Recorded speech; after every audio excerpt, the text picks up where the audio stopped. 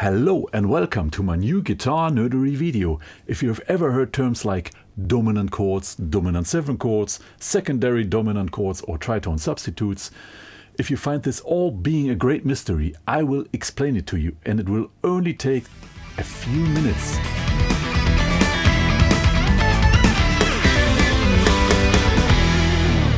Let me first explain to you what makes a dominant 7 chord so special. I'm gonna use the key of C major, or being more precise, the key of C Ionian to explain this. In the key of C Ionian major, we have 7 chords. We have a C major, D minor, E minor, F major, G major, A minor, B diminished and C major. These were all basic triads. Let me extend all these 7 chords by one note and make them basic tetrads. So then we have first a C major 7, D minor 7, E minor 7, F major 7, G dominant 7, A minor 7, B minor 7 flat 5, and then the tonic chord C major 7 again. You have seen the 5th chord is a G dominant 7 chord. It's the only one in that key. And its root G is a perfect 5th in distance to the root of the tonic chord C. Now I'm gonna play all 3 major chords of that key: C major, F major and G major. C and F I'm gonna play as triads, and the G major I play as the G dominant 7. I add the minor 7th to it.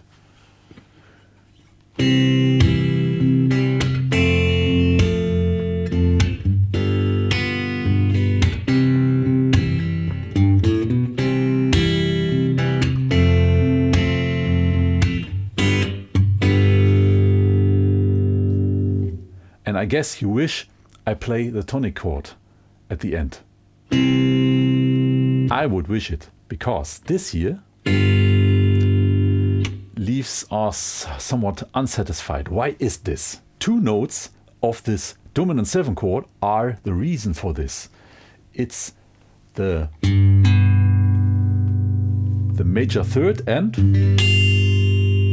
the minor 7th. The major 3rd of the G dominant 7 is a half tone away from the root C of the tonic chord. And this is called guiding note. A guiding note, the definition is it's a half tone away from the target note. And the F, the minor 7 here, it has the same function, but downwards to the major 3rd of that tonic chord C major. So we have this that wants to go here, and we have this that wants to go there. If I play instead of this only these 2 notes and resolve them, then you hear that's the whole function. The whole chord works only with these 2 notes. And that's what a dominant 7 chord is all about. A dominant 7 chord, when it appears, doesn't matter where in a piece. It's always a 5th chord of something and wants to resolve itself in a tonic chord, which is a perfect 5th in distance. It doesn't have to, that's the freedom of the composer, but it wants to. The major 3rd and the minor 7th of that dominant 7 chord are a tritone in distance. And a tritone is a pretty dissonant interval. And that creates an extra tension besides that creating of direction by these guiding notes. So when we play major, when we play Ionian major, we have automatically on the right position, on the 5th position, a dominant 7 chord, which is unstable and wants to resolve itself in the tonic chord. And that makes it really great to give chord progressions, cadences, which is a chord progression within a key, tension and direction. When we play in minor, it's a different thing. For example, the C minor key, C natural minor or C Aeolian minor. Then on the first step, the first chord, the tonic chord, is a C minor 7. The fourth one of that cadence is an F minor 7, and the fifth one is a G minor 7. And this is very unsatisfying because this chord has no guiding notes that lead or that create tension to resolve into the tonic chord. So therefore, it's done pretty often. This chord is altered to a dominant 7 chord, artificially.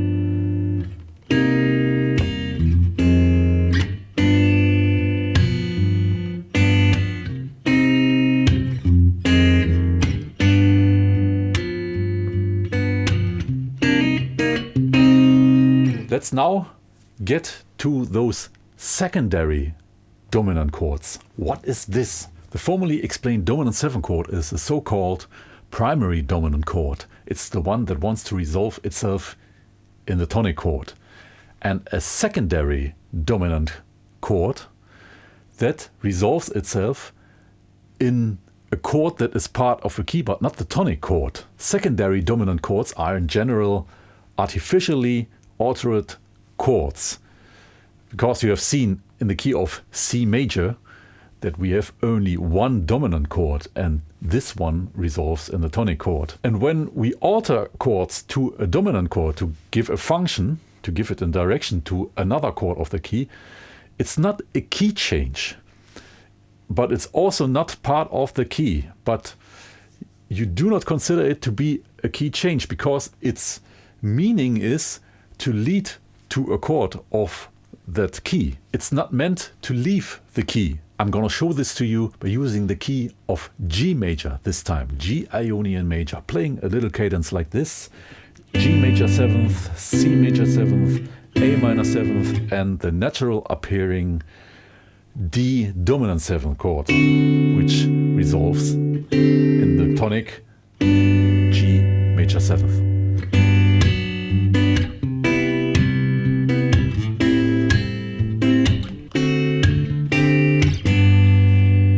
And now I'm going to integrate secondary dominant chords. And therefore, I have to artificially alter chords. I'm going to start again with the tonic chord, G major 7th. And when I alter it now to a dominant 7 chord, I create the tension and the direction to go to the next chord. Listen, formally, the normal way was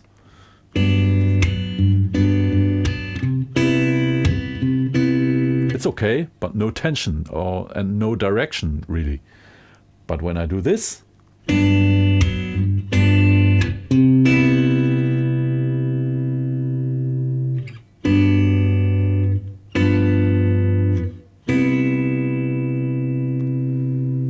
this gives it more direction, more excitement. And I can do this also when I go from the A minor 7th chord to the dominant 7 chord. I can prepare the dominant 7 chord by another dominant 7 chord. A minor 7th, alter to an A dominant 7th, that leads to a D dominant 7, which resolves in the tonic.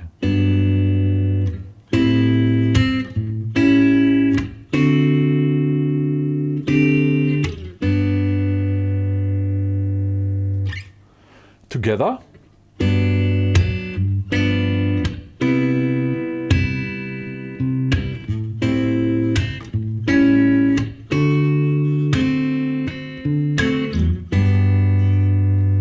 and we can do more. We can also prepare that A minor 7th chord by another secondary dominant chord, which would be an E dominant 7 chord. It has to be a perfect fifth away from that A. You can find it by playing a power chord. A power chord is a root and a perfect fifth. If you play an A power chord, you can read from your fretboard that the perfect fifth is an E. So I play an E dominant 7 chord to prepare that A minor 7th chord.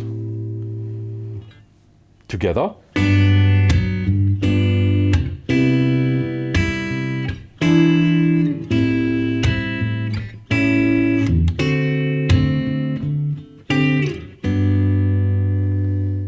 So I have integrated 3 secondary dominant chords, which aren't part of the key actually, but you do not leave the key. They are meant to lead to chords that are part of the key. Let me give you another example in the key of C major again.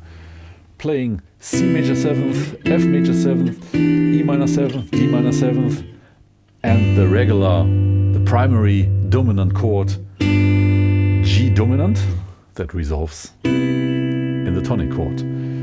And the E minor 7 chord here, which is the third one in the key of C major, I want to prepare by a secondary dominant chord. So I have to find out what is the perfect fifth from E. I put my power chord here and I read it's a B. So I have to play a B dominant 7 before playing the E minor 7th. And then it sounds like this.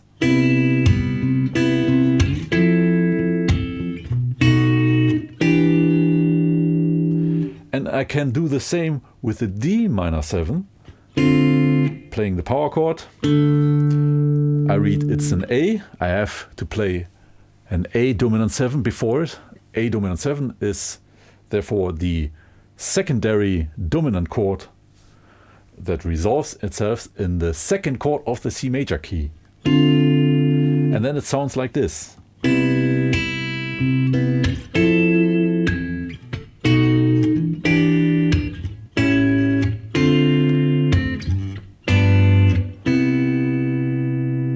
Another tip for using power chords to find the perfect fifth, use also the inversion.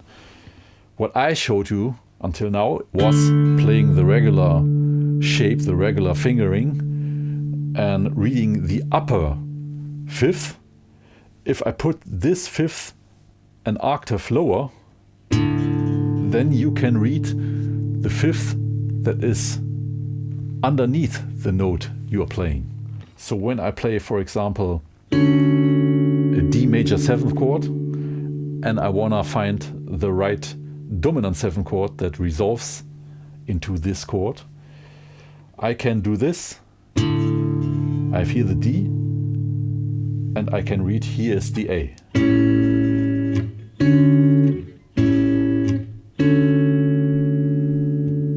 And I can also read this.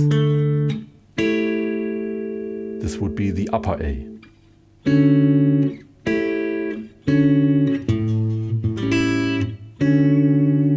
Finally, to give you even more possibilities with dominant 7 chords, you can substitute each of them dominant 7 chords, the primary dominant chords and the secondary dominant chords, by a tritone substitute. A tritone is an interval that splits an octave in half, 3 whole tones or 6 half tones in distance. On the fretboard on the lower strings, it looks like this. If I have a G here, the tritone here, you can call this also diminished fifth or augmented fourth.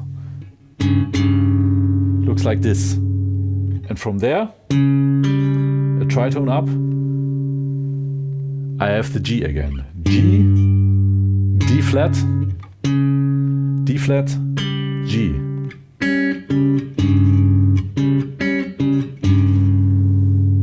So, memorize this diagonal fingering. You can use this to find very easily that tritone substitute, which I'm gonna explain now. This is a G dominant 7 chord, root minor 7th, major 3rd, perfect 5th. I can get rid of the perfect 5th and still keep the function of that chord, because I formally explained the function lies in the guiding character, in the leading character of that minor 7th and the major 3rd. They want to go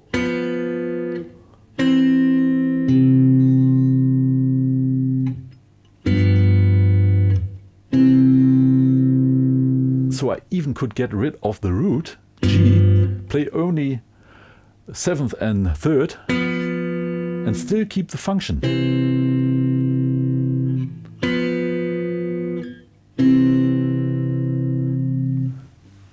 So let's play again the root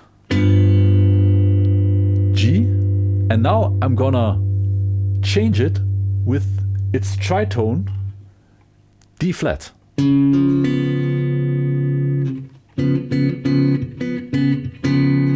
This is a D flat dominant 7 chord, and D flat dominant 7 and G dominant 7, they share these two notes, which are the most important notes. Therefore, I can substitute a G dominant 7 with a D flat dominant 7. Let's listen. Playing a little cadence here, a 2-5-1 cadence.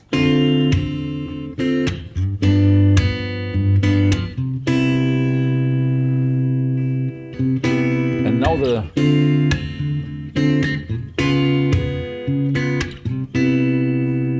it also works.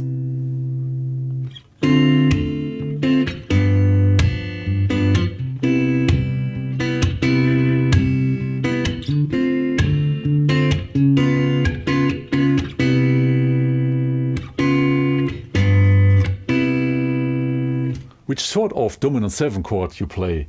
If you play a basic tetrat, or if you add a 9th, or you play a flat 9th, or whatever kind of voicing you want to play, as long as you keep these two important notes, you can not only substitute those primary dominant 7 chords, primary dominant chords, but also those secondary dominant chords, and that gives you a lot of possibilities. Here, the formally played chord progression with secondary dominance.